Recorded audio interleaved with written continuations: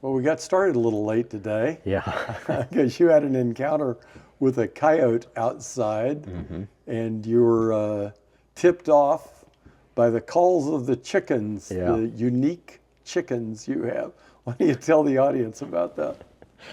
Well, they have kind of a language of their own that I've learned over the years. At least these two. Mine are really, really smart. And they're Sumatrans, so they're not like the kind I grew up with or the kind that everybody else buys. Either jungle fowl or Sumatrans, and they have their own language. And they've got a certain call that you can take to the bank on hawks. An airplane will fool them, Wow. but they got really good eyes. So if it's any type of an airplane or an avian predator, Wow. but they have the ability to. They have another call for large birds that are not avian predators. Crane, geese, pigeons.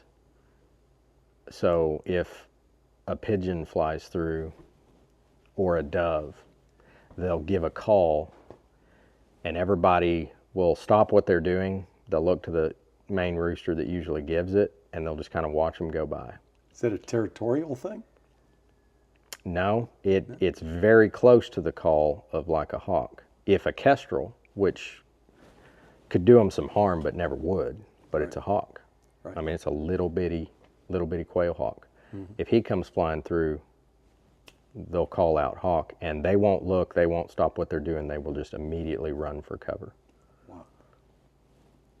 And so I've seen them do that a lot, and that one rooster will stay there, and then he'll be the last one to go in, and if it's a real hawk, he's usually the one that gets hit. Makes the sacrifice for the team? I guess. I don't know if it's intentional or instinctual, Wow. but you typically won't lose any hens on a hawk. And yeah, he definitely seems to take the bullet, but they'll get up in a tree just like quail or under a vehicle. Wow. And I've seen hawks land right next to them, and they'll screech and flap their wings and do anything they can to get those chickens to get out from there. So I assume they do that to quail, but they won't leave. They will not run. They Trying know, to scare yeah, 'em you out. want us to get out of here. Wow. And but with coyotes and dogs, they've alerted me to wild dogs. We have real bad wild pack dogs out here. People turn them loose. Yeah, and they can get pretty vicious. They never have here, but I mean they have on the.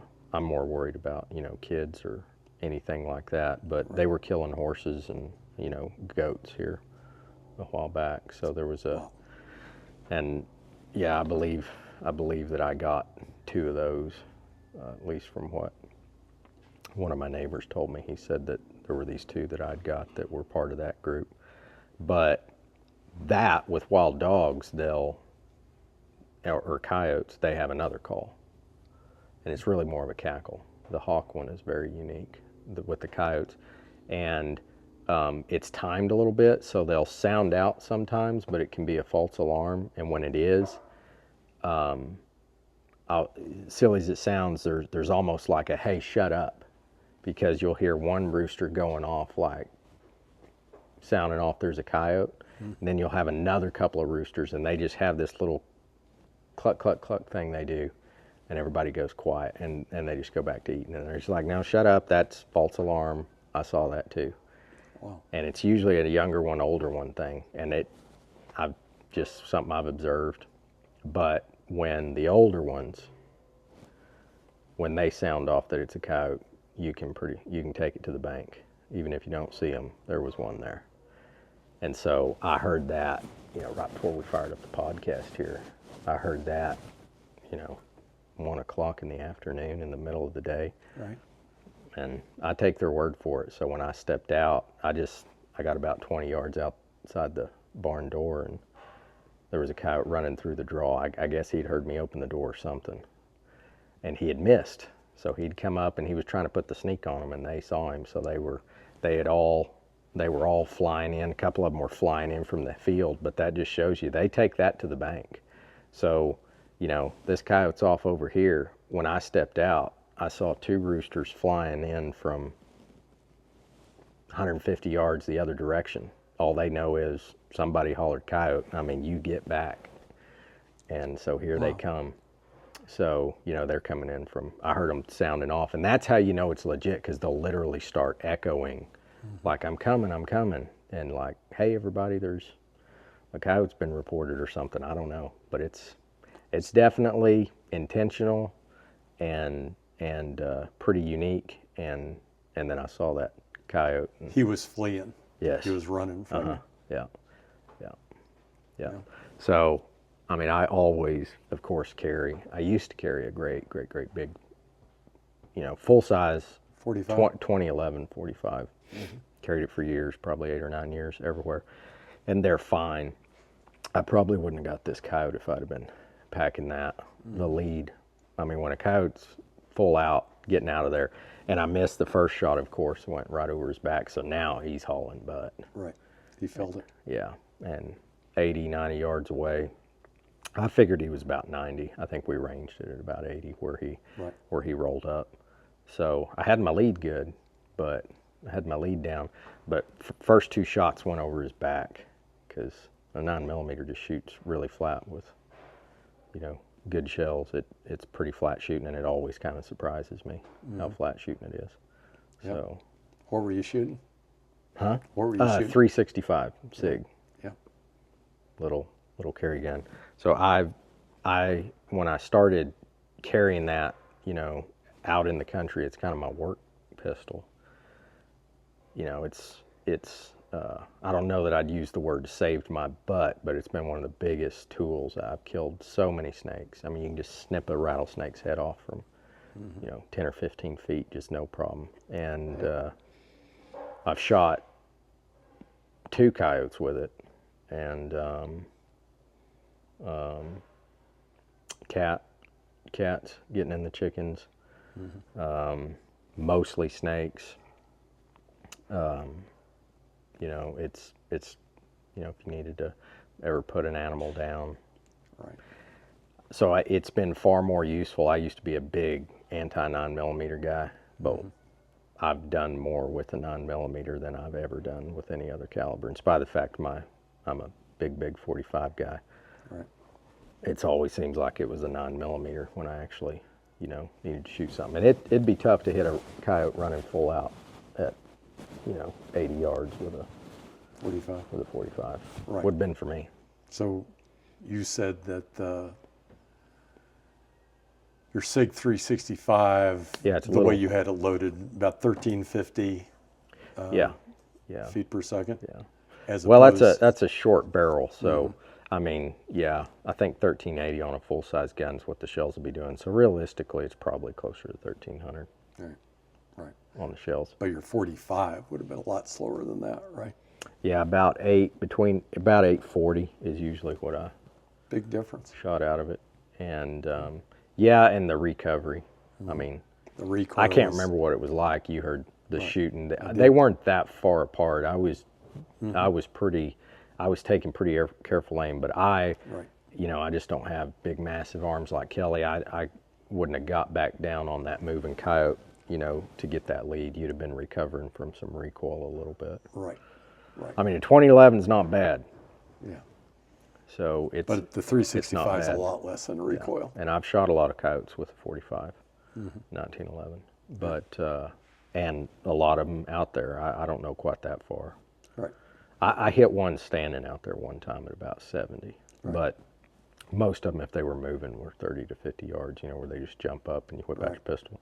But I mean, the name of the game is you do not have time to go get a gun. Right. So I won't even walk out to my barn in the middle of the night because I forgot to shut something off, or I won't go get something out of my truck. Taking a gun. Yeah. Right. Because that's where you get all your rattlesnakes. Right. And if you'll carry a gun, you'll never need it. Right. I mean, but as soon as you leave it in the house, Yeah. here comes, you'll see a rattlesnake, you know, and you know, when it's real hot, they're slithering away. It's super easy just to grab a shovel. Where I get really ticked, and maybe it's happened twice in my life, and it was a long time ago, is you go to get something and then he's gone when you get back, you know, because you're going to cut his head off. So You just always have it with you. Yeah. And so, yeah. Well, we've talked about it. I use birdshot out of a 22 little Ruger because you don't have to be a good shot. My favorite thing is, of course, you got to bore them out and everything. I did 2 of them for my brother, but I used to build those black powder 1860s and 1851s. And my favorite is either an 1851 Navy Colt or an 1860 Colt, black powder 44. You can take a rattlesnake's head off at 20 yards. Wow. I mean, they are extremely accurate. They will truly, you see why Bill Hickok used to, drive tacks and do exhibition. You can literally drive a nail at 30 feet with those things. And so, because they got a big 7.5 or 8 inch barrel on them. I mean, mine's a 6. I built mine up to be I just whacked the barrel off and shortened up the loading rod and everything. And it's a 6 inch barrel, but my brother thinks those are the best snake guns ever made because, we would candy cane our cylinders. So you got 6 shots. So in one, you'd load up the 44 is the best. That's for stuff like that. But I really love the 36 caliber 51s. But so you'd have your, depending on the caliber, either an 85 or a 140 grain ball. Next load would be birdshot. Yep. So you just wad and fill it up with birdshot the way you would and then it was lethal. So if you had a snake that was like out there a ways, you would just cycle through once and hit him with the ball out there 10 or 20 feet. Jordan would go snake hunting with him. But if he was right up there next to you, I always kept it on the ball, like ready to hit the ball on the first cock. You just cycle it through once and boom with birdshot. Yeah. So. Yeah. Well, these are relevant things in West Texas too. Yeah, well, they are for me. There are a lot of snakes and there's a lot of predators, and we've both read all the stuff and then you experience it.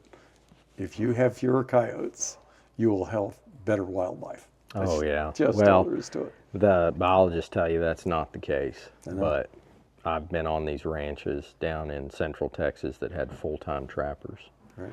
And I was just blown away by, in years there were no quail, they had some. When years there were some quail, they had tons. Right. When in years there were, everybody had great quail, of course they did too.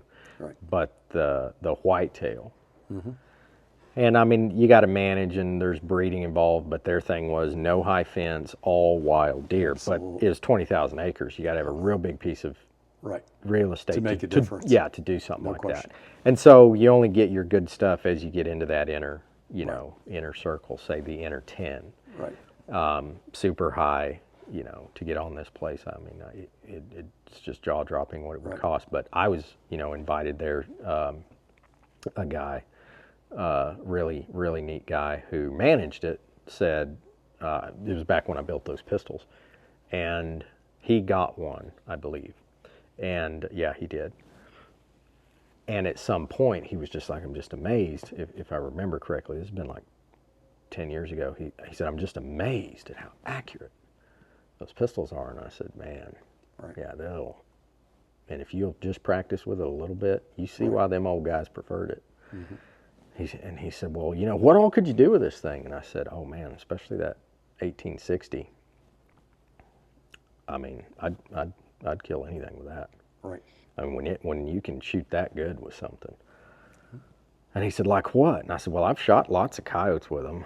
I used to pack one around when I was running a trap line when I was younger. And I said, of course, tons of snakes. But I said, I mean, I'd go deer hunting with one of those. Right. I said, you could drop a deer at 60, 70 yards with that thing. He's like, well, I mean, I guess you could. I'd like to see that. And so he invited me down and I got to go. And that was when I was introduced to this place. And so we wound up shooting one, but it was like, I don't know, 15 yards. And, of course, they were culling their does. So she toppled right over. But I had my sharps with me. In fact, it was that one. And we got to talking about it.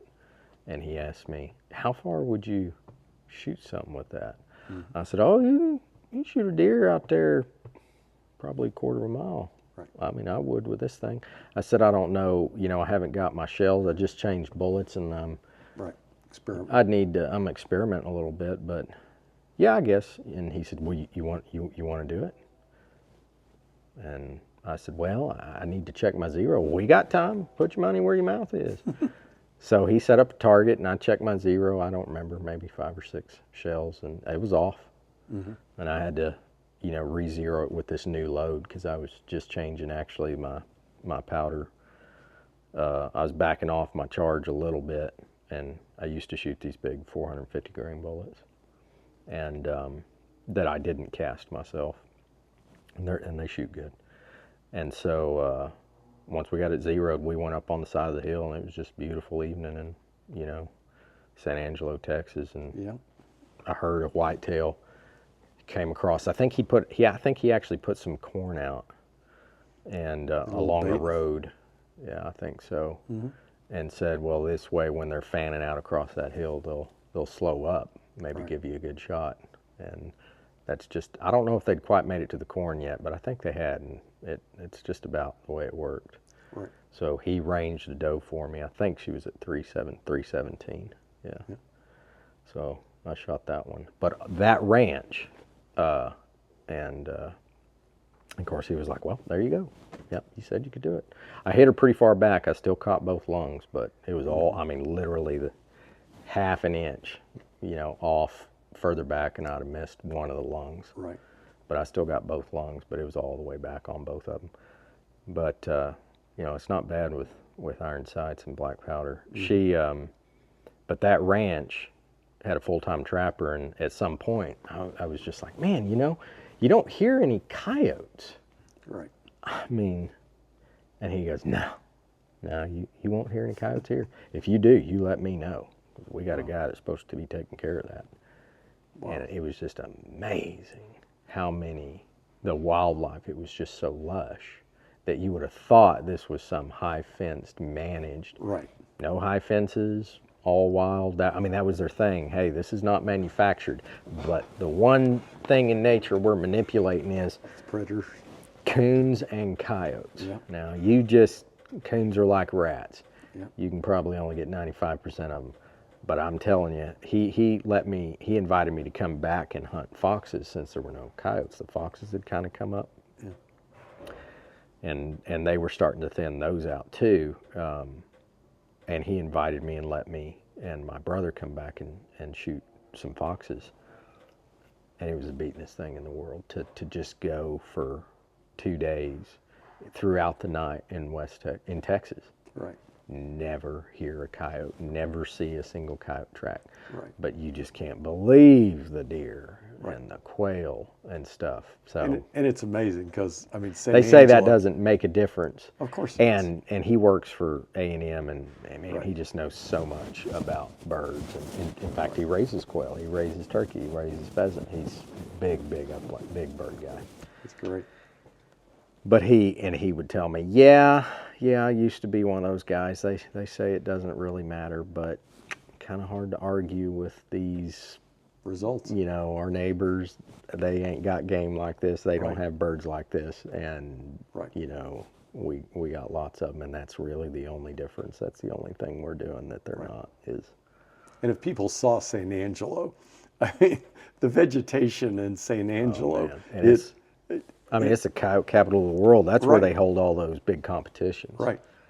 So, It's rough. Yeah. And well, I've often wondered if that's why their deer are so small. If the deer literally can't ever mature Too many of on them. his, Right. you had 6-year-old deer all the time, but wow, that's a rare deer in Central Texas. Oh, You yeah. find a 6-year-old deer. absolutely. It's a rare deer pretty much anywhere. Yeah.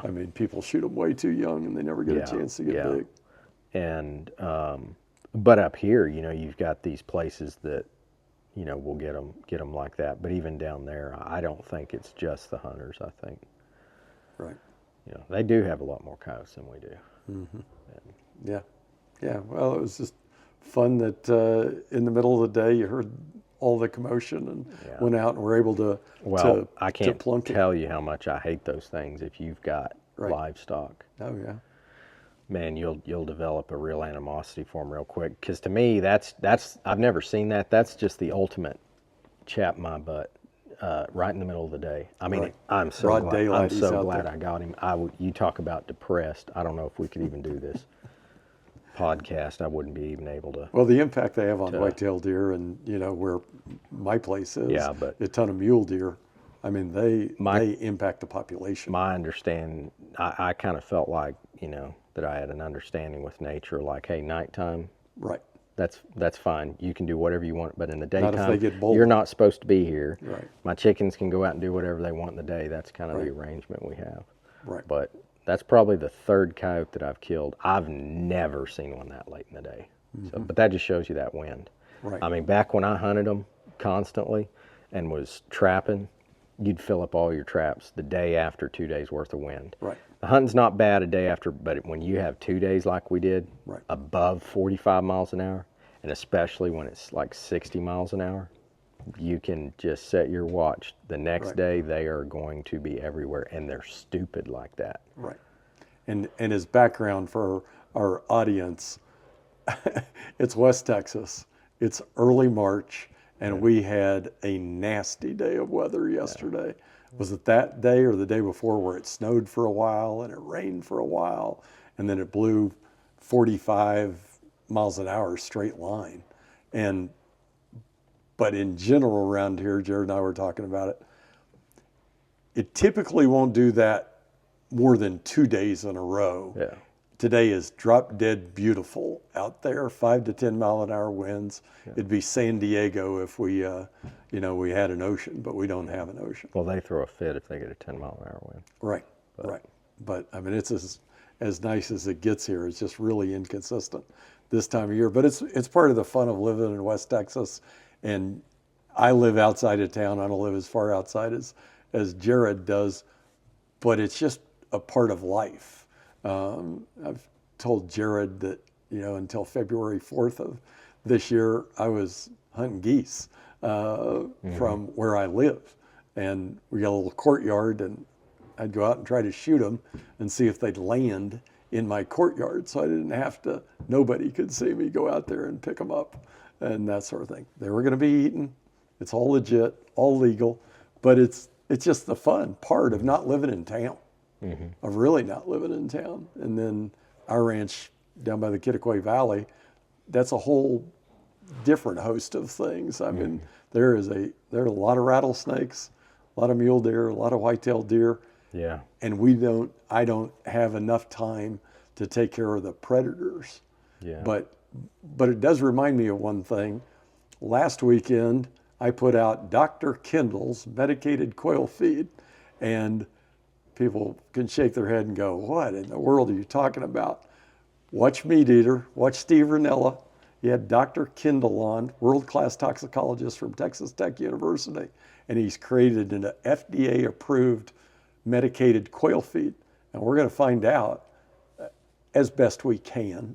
And like you say, I mean, I control about 4,000 acres, and our place isn't that big, but we control that much. You're going to try a little bit of it here. And the eyeworm and the cecal worm has had a huge impact on quail population. That's been proven. So you try to be a good steward. You try to make a difference. You can do it with predator control. You can do it by always carrying a gun, for one thing, in some way, be able to deal with predators. Yeah. Well, yeah. I used to say if you'll carry one, you'll never see them. Yeah. So that's why I Right. do it. Right. People are like, why do you always carry a gun even on your place? Well, yeah, that way I'll never need it. Right. That's why I carry one. Right. You'll never, ever need it. Right. But I mean, I guess I did today. But How many times are you out and about just doing chores or doing whatever, and something happens, and if you don't have one on you, you just absolutely kick yourself. growing up, it was terrible. I mean, that's where this habit came from. Right. And so, but when you're a kid, you're just like, well, I think I'll be all right without my 22, or I think I'll just run down there and pin up the chickens real quick. Right. Way out in the pasture, it's like 200 yards from the house. Right. And you'd go out early in the morning or late in the evening, which is when stuff is usually moving. Yep. And you'd run into a snake, and or you'd run into, typically, you know, I'd see a coyote, Yep. and I'd kick myself for days. So I can say, fortunately, that I cannot remember as an adult, you know, because my grandpa had story after story after story like that. So I just purposed in my life I wasn't going to be Yep. one of those. I can't remember as an adult ever having that I could say that story where I didn't have one. Well, and it's funny because most people would think of that, and we're both obviously carry people, but most people think, oh, it's defense. Not when you live out in the country. I've never, Of course yeah, sure, there's that, I've for sure. never had a defense situation. No, I've only had I hope one. I never do. Yeah, I've only had, you know, one. Right. But wildlife? yeah, so like predators? one in, you know, where you truly needed a firearm. Right. One in, you know, 15 years. Right. Right. You know, I guess since I left home. So one time out of 15 years, but hundreds out of, you know, as a tool. Absolutely. You know, for That's what it is. yeah, for either wildlife or. Right. Right. And there's certainly a consistency with you. I mean, you started in guns and innovation and creating, and now you're working on bush planes and trying to develop that as the tool to enable you to do things that you want to do. Right? Yeah. A lot of carryover. Surprisingly, Yeah. yeah. I mean, machining's machining, so. Right. Yeah. Right. Yeah, it's surprising how much of the stuff carries over. The only thing about aviation is the tolerances aren't nearly as precise, obviously. Right. Of course, compared to everyone else, like especially when you're getting your A&P, it's just like now, Right. tolerances, and you're just like, oh, poo, that's Right. nothing. You call that tight tolerances? Right. But compared to anything else, I guess, automotives. Long or range something. shooting, though, tolerances are everything. Yeah, yeah. At least a So, significant part of it. Yeah, especially with like the CNC machines like Haas, Right. which is, in my opinion, you know, especially if you have anything to do with firearms, they're an incredible company. Right.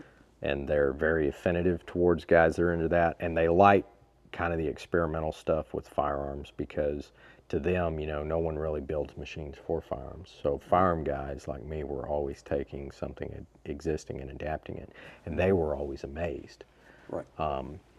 Like LaRue, you know, I spent a lot of time with one of the guys that worked for Haas that had also worked for with LaRue Tactical, and of course they started building a lot of the stuff for the Navy SEALs, and when they got that serious, I don't know if, you know, he just almost kind of stayed down there full time with them because he had a lot of Haas machines and had them running. And the manager of the DFW, I guess he's now the manager, he just told me that he was just amazed at, he said, I'm just amazed at you firearm guys, the tolerances that you can, I mean, our machines are built to do that, but a lot of times they'd be like, I don't know that you're going to be able to hold those tolerances. Right. You know, and of course I'm like, why not? I mean, the machine claims it can. Can it not do what it? No, it can, but see, there's a lot that's outside the machine's control. Right. I'm like, oh yeah, like this, yeah, temperature, worm screw temp, all that stuff. Yeah, that's all part of it. No big deal. Right. And then when we would run off 100 pieces within 2,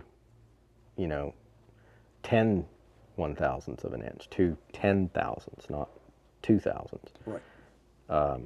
Which I don't know really how you get any tighter than that, but and he would just be like, man, you firearm guys are always pushing the limits on getting that stuff. That's just amazing. Y'all can do that. Right. But Haas machines, hands down, in my opinion, are the ones you want to be messing with, and they're very Did you adaptable. learn G code around Haas machines and Yeah, I mean G code's G code across the board, Right. but yeah, the I learned. application to a CNC machine and Yeah, making things? Yeah, Haas machines, besides the fact they make a lot of sense, I mean, they are really tough. Especially, they're just really neat. They are in kind of their own ways unique.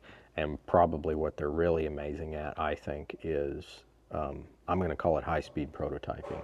So typically any machine that I would have, you know, built, worked up was, and like, you know, the VF2 that we use for the aviation, Haas would kind of look at it and be like, well, I mean, this isn't really the fastest machine. I mean, you know, maybe you want like a 15,000 RPM spin. No, I don't need that. I just need it fast enough to engrave really well. Right. And then I want this or I want that. And so the machine, you know, like ours, it's not necessarily set up for high-speed production of a lot of parts. And so sometimes you just kind of have to, you know, kind of know what you're doing as far as, you know, what Haas machines are really good at. They got some of the fastest, most powerful machines for sure. And that's really kind of what they focus on. But what I like about them is you can pick, there'll be a sweet spot. There'll be one of their machines that I call it like high-speed prototyping. That machine may not be fast at making, especially because they're so customizable. So you get it all customized and set up, you know, and you get you a 4th axis drive on it, and then you got like 3 different vices, and then maybe a hydraulic, you know, steady rest. Right. And you got all this stuff on the table. Well, that's terrible for high-speed making of anything. You know, you'd want 5 or 6 jigs. So sometimes they kind of look at it, especially the guys that might come to set it up or in commission it or something. They're just like, what are you using it for? What are you going to be doing with this thing? And the answer is making everything, all kinds of stuff. Not just one thing a bunch of times. So, you know, you want to, it's for prototyping. It is for making something that hasn't existed before. So you you'll need a steady rest for this part. That'll be the last time you need that steady rest, you know, on anything you do. But you really needed it because you kind of needed it to act like a lathe. You need to be able to go from the lathe to this and, you know, so, and they're super great at setting them up. So yeah, the Haas machines are so that all carried over, you know. I mean, everything I knew about them was from firearms, and that all carried over into aviation. The one thing that didn't was, you know, guns don't have electricity. So, so I was an apprenticed electrician for a while, so it was pretty seamless. So I already had that. So applicable.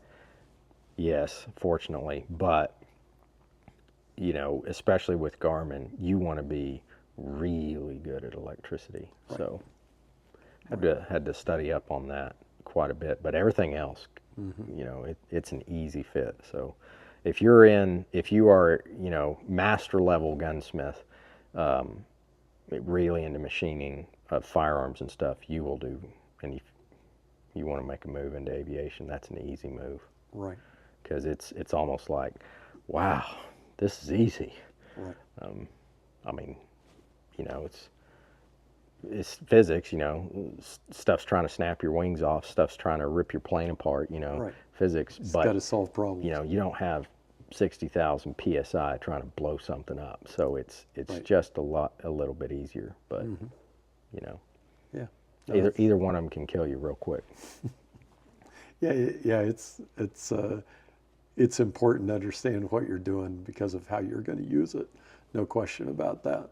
And then you've also kind of branched out and come to have a bit of an understanding about 3D printing and some things like that as it applies to aviation. Yeah, well, 3D printing is just so easy compared, you know, if you're coming from a CNC background. Because obviously, just my experience, the guys you run into that 3D print have no machining tolerances background. And it's just it's a super easy fit for anyone that, you know, really machines on CNC machines, and not machining, but CNC machines. And so if you've got your idea of, you know, swells and metal moves just as much, I mean, not just as much, but just as noticeably as that plastic does. Right. Just literally less, but that's always the hard, and then, you know, this is the hard part. You're going to have, well, it's thermal expansion. Well, metal does it too. And so it's a cutter, you know, or you're just limiting how much of this particular plastic you're extruding. But 3D printing is, you know, a piece of cake if you've come from, I mean, you can pretty much just, you can start doing it same day if you come from a machining background, because it is G code. You're going to have a whole lot of M code commands, but that are unique, you know, and probably even machine specific. But yeah, on the 3D printing, if you have, if you're making stuff, it's really, the hardest part for me of 3D printing is that they call it the slicer softwares that will write your G code for you, the way that like your software would, you know, for be it MasterCAD or like Bobcat or something for a CNC machine, like a big 4th axis CNC machine. So, you know, pretty complex program. You can hard code all that on a CNC. So if you can, they call it hard coding, which is kind of funny because, truthfully, for me, it was always easier. The real skill is manipulating your software, and I think anyone in 3D printing would agree. It takes, you know, when software first came into machining, it was like, if you really know what you're doing, you can do it the old-fashioned way. And that's hard. And so they called it just hard coding. This was hard. I hard coded this whole thing. Right. That means you didn't use any software. You just had it in your head, and you were literally typing in G code commands, telling this machine to do a controlled move, you know, wow. A GO1 move to, you know, and then an interpolation at this radius and at this feed rate, and you do the math, 4 cutters, you know, RPM, and I want 2,000ths per inch, and I've got 4 cutters, so I'm going to multiply that by 4, and that's going to be my, and you were typing all this out in G code, and the machine was reading it, and it didn't crash and, right. you know, and destroy itself, because they will if you tell them to. And that's called hard coding. That's actually easier than getting software to do exactly what you want. Mm-hmm. But obviously, if you can get software to do exactly right. what you want, you can do infinitely more, right. than productive. Hard coding. Yeah, not only far more productive, but you can do stuff that you can't do physically right. just can't right. hard code. And you know, you could hard code 3D printing. It seems a little bit daunting at first, but it would take literally days. Mm-hmm. Software will do it in 30 seconds. Mm-hmm. So the hardest part of 3D printing, though, is the slicer software is dumbed down so much, which is not stupid. It's not wrong that they did that, but they had to do that. If there was like a slicer software that was for someone with a machining mm-hmm. background, or that understood, you know, I guess just manufacturing in general, and definitely CNC machining, because that's really all that 3D printer is. It's just not machining, it's extruding. Right. That, boy, I'd sign me up. I'd run that software in a heartbeat, because the other stuff is so dumbed down. You're just like, what? What is that? And then you have to go Google, and you're like, oh, pfft. Because, well, it's going to be too confusing to tell people a measurement of tolerances. So they're just like, what percentage of width would you like your lines? And it's just like, percentage of width? Well, I want it to be X. 1 millimeter, half a millimeter, 8,000ths. That's how wide I want it. What's this? So you don't even know how to communicate with the software. Then if you go into the G code, you're like, yeah, there, right there, 0.5 millimeters. That's what I want. Right. Well, if you want 0.8 millimeters, you can't type in 0.8. Right. You, okay, 30% wider. Right. So it's made, you know, I almost imagine it's made for, like, you know, these, I don't know, little high school girls 3D printing jewelry or something. Right. Well, I'd like my ring maybe 10% bigger. Right. You know, no measurements, no right. nothing. They've gotten better about that, especially a couple of them, where you can do both. If you're a numbers guy and you actually want to use a micrometer, or you want to, right. to actually make something useful, you can communicate with the software. So that's the hardest part, is that the slicing software is extremely dumbed down. If you're right. used to dealing with CNC software, which is so complex, right. At first, and then yeah, 3D printing software is so, like, it's so simple. It's, you know, right. It's like they treat you like a third grader trying to, you know, right. Do you want your line a little bit bigger or a lot bigger? I want it 8 thousandths bigger. Specifically. Well, we don't have a way for you to tell us to do that. Would you like it? Would you like, how about this? Run our test print program, and then you can measure and tell us if you want a little bit wider, say increase by 5% each time until it gets as wide as you want. Right. Well, that's insane. Right. How about you just, you got some calibration and true it up. You extrude a line, I'll measure it, you're this far off, put this much correction into it, Right. which I think is kind of what they're going for with the percentages. That's how I wound up working it. Right. Right. But So if you think about, so you learned as an electrician or as an apprentice a bit about the electrical piece, learn about milling, then are able to apply it to 3D printing. Then as we think about what we're doing, trying to develop a ultimate bush plane and materials and that sort of thing, where does the material aspect of it come in and being able to test and try to innovate? what do you mean? Just what you could do and use in an airplane to be faster, Yeah. lighter, stronger. The biggest thing that surprised me, which, well, at first I was surprised how little a lot of the A&P stuff seemed to spend on metallurgy. Of course, I was coming from a firearms background. Right. Now I've since realized that most guys in firearms don't know anything about it too. But if you're prototyping firearms, and actually building firearms, it's metal. And then you want to do, and if you're making parts like I was, you're doing a lot of heat treating yourself.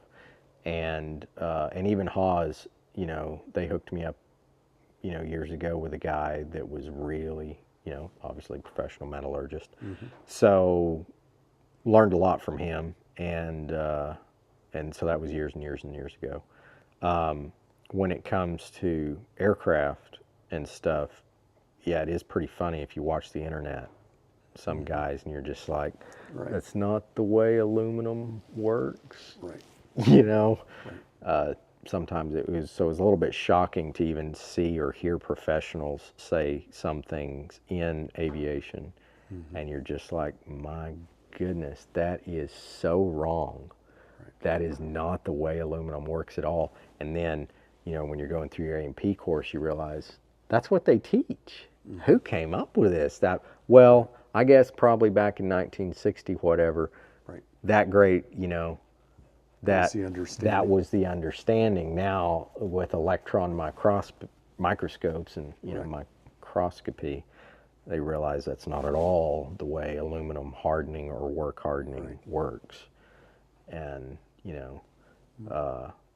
but at least I realize that's where they're getting that, where it comes from.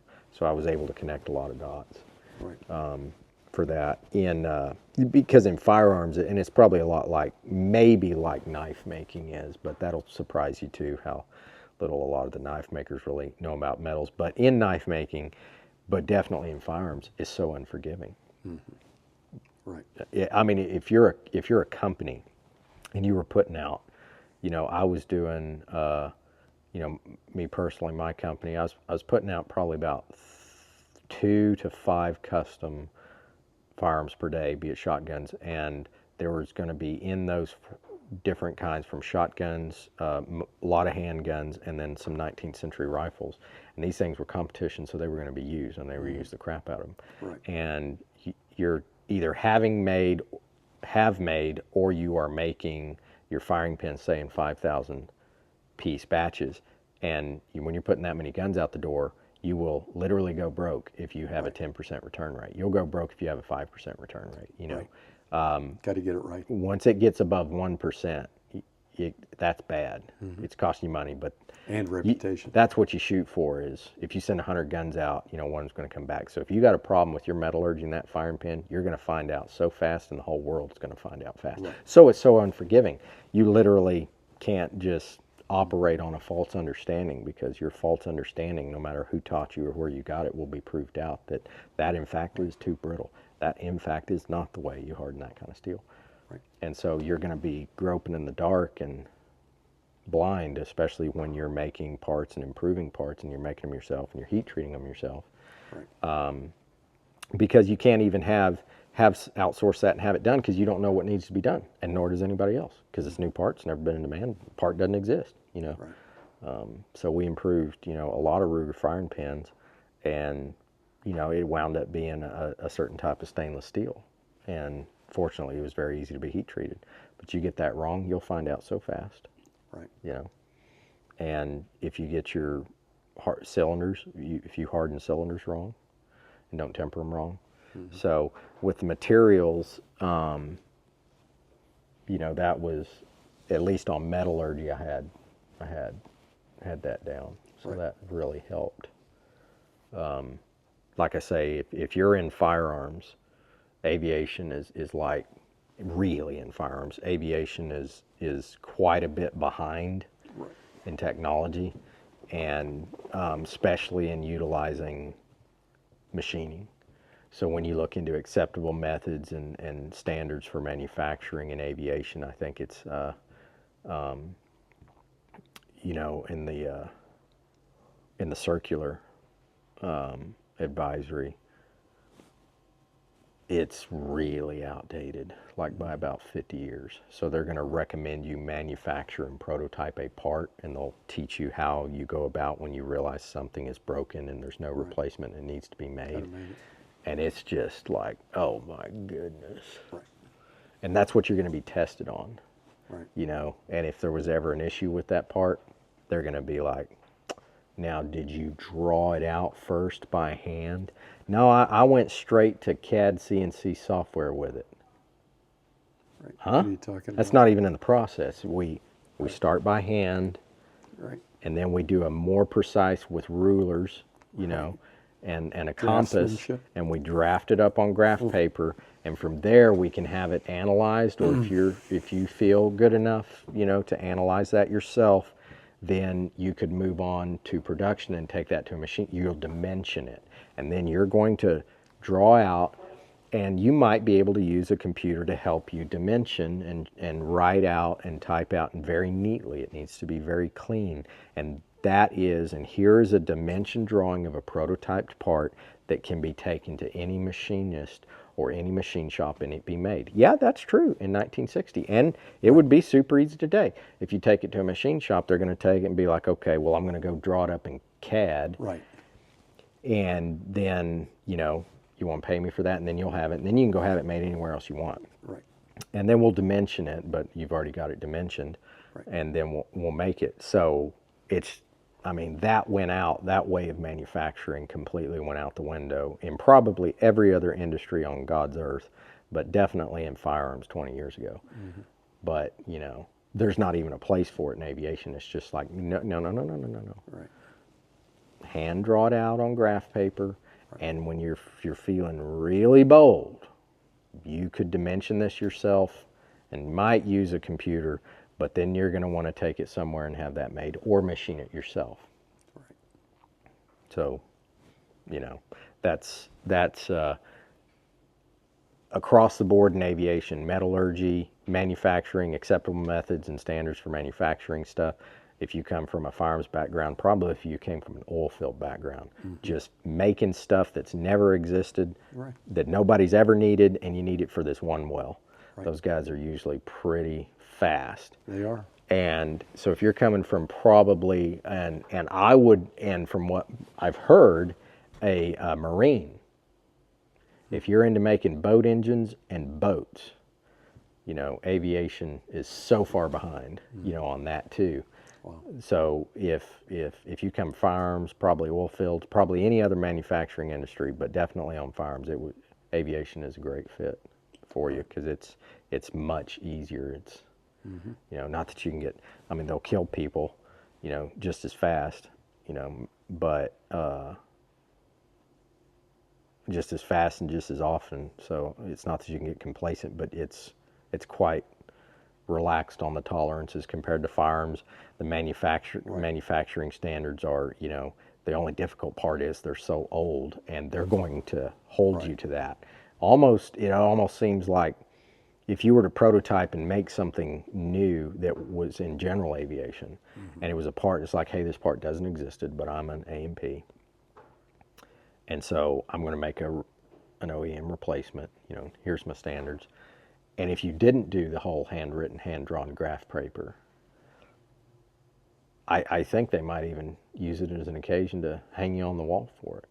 Right. Because, you know, there's just no, hey, drawing it out in CAD and CNCing it, manufacturing it out of pure absolute perfection with no human error, that's not in our book. So, Right. you know, you can use hand drills, files, Yeah. you know, a drill press. You could use a mill if you know what you're doing, but CNC, CAD drawings, you know, virtual reality, Right. we don't know what to do with that. That's not in the book. So that was unsafe. Right. Right. I mean, I don't know what it's like in the real world, but if you're in your, you know, going through your A&P stuff, that's pretty much the flavor I get out of the books is this is the only, because they will state that, these are the only acceptable tolerances and, acceptable methods of manufacturing. Right. Right. So, you know, I'd suck if you was in GA. So, but it's Yeah. I guess if you go through all that, then you can outsource it and take it to someone like me and say, hey man, you know, which I did for that one guy at WT, you know, I machined 2 parts for him, you know, on that Cessna because they're not made anymore. And they were a heck of a lot better and tougher than, and a lot better aluminum than they were making back in the 1950s. Right. And so then I guess you could do that because he'd hand drawn it out and dimensioned it and everything. And well, now I realize why he did that. And then he takes it to me and he's like, So hey, you build it. can you make this?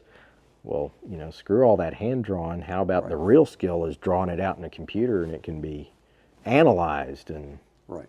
and cut all kinds of different ways. And you could even do an analysis on it, like which one's going to crack more. Right.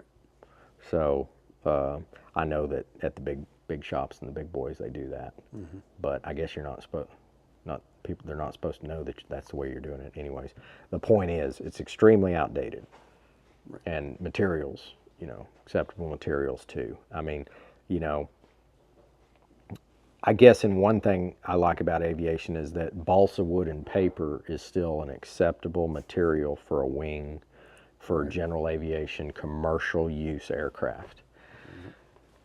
I mean, that's a little scary, but at least they're not cutting stuff out. But it's funny if you got something that's literally 300 times that strength, you know, and has more flexibility. They're like, now that is an experimental material. I'm not, that's not allowed in general aviation. Now, if you want to cover those wings in some slightly water resistant paper and get some cork or balsa wood for your ribs, and use that to ferry people, you know, to and fro for commercial purposes, that's fine.